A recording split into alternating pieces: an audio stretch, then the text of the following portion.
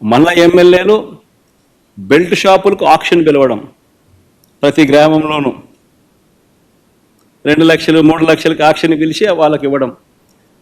ఆ 2 లక్షలు 3 లక్షలు పాడిన కార్యకర్త పోలీసులు ఎవరు కూడా వారికి సహాయ సహకారాలు అందిస్తాడు, వారిని అడ్డుకోడు, ఆ మందు వాళ్ళు అమ్ముకోవచ్చు.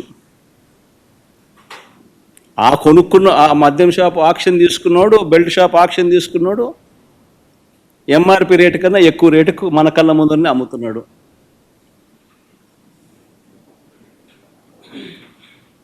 మరి గవర్నమెంట్ రంగంలోనే షాపులుంటే ఆ ఆదాయం అంతా రాష్ట్ర ప్రభుత్వానికి వచ్చేదేగా.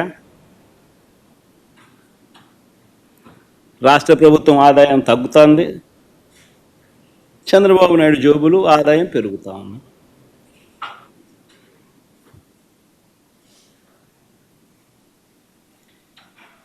కళ్ళ ఎదుటే కనిపిస్తూ ఉన్న స్కాములు, ఇసుక, మద్యం మాఫియాలు, సిలికా, క్వాడ్స్, ఫ్లై యాష్, ఏదైనా మాఫియా కార్టెల్ ఫామ్ చేయడం పెద్దబాబు చిన్నబాబు ఆధ్వర్యంలో నడిపిస్తూ ఉన్నారు.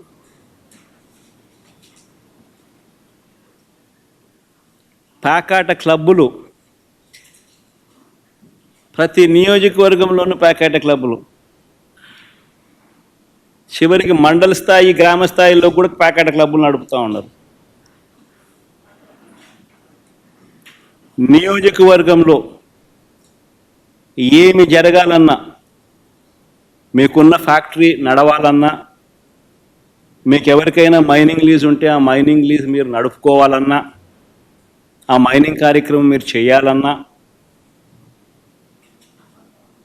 ఏమి వ్యాపారం చేయాలన్నా కూడా ఎమ్మెల్యేకు దగ్గరికి వచ్చి అంతో ఇంతో ఇవ్వాలి.